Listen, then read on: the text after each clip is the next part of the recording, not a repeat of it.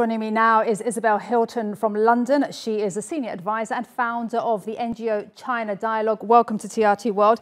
Your thoughts, Isabel, on this visit, and how necessary is it just 12 days after Nancy Pelosi's visit to Taiwan? Well, you might consider the timing certainly unfortunate, and from Beijing's perspective, it'll be piling on the insult. But it's worth remembering that Pelosi's visit was meant to happen in the spring and had to be delayed because of COVID. So it is just unfortunate rather than a symptom of evil conspiracy, though Beijing may care to describe it that way.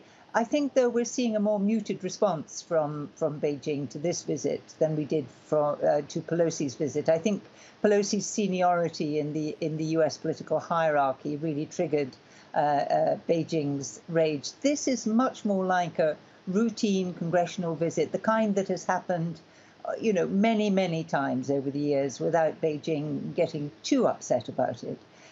So there's a certain amount of display going on, more military exercises, more intrusions into the air defense identification zone and so on. But I don't think it's going to reach the pitch that we saw 10 days ago.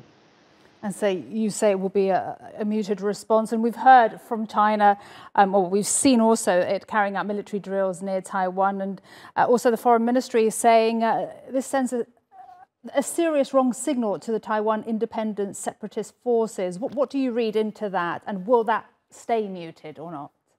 Well, this is fairly standard rhetoric. When anyone from the United States visits Taiwan, these days Beijing says that it's giving support to independence forces. That's because the DPP, which is currently the ruling party in Taiwan, is a Taiwanese party as opposed to one that had its origins on the mainland before the Civil War. So the Kuomintang, who are the big rivals of the DPP, are a mainland party, and they don't actually support Taiwan independence. They regard themselves as the rightful rulers of all China. So in a curious sense, they are also a one China party, whereas the DPP is much more as their representative of Taiwanese opinion.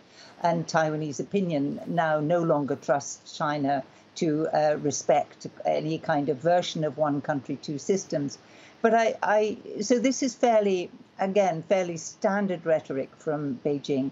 I note that one of the things that the congressional delegation plans to talk about are semiconductors. And of course, that is the big unknown as far as Taiwan is concerned. It hosts the most important factory in the world of semiconductors. And these are semiconductors that China needs as much as the rest of the world. So any military action on Taiwan would have to take account of the fact that there is this vital entity, and both sides are trying to sort of maneuver around this, really, and figure out what might happen should the worst happen and should there be a military exchange finally. Isabel Hilton from China Dialogue, senior advisor and founder of that NGO. Thank you very much indeed for your time today.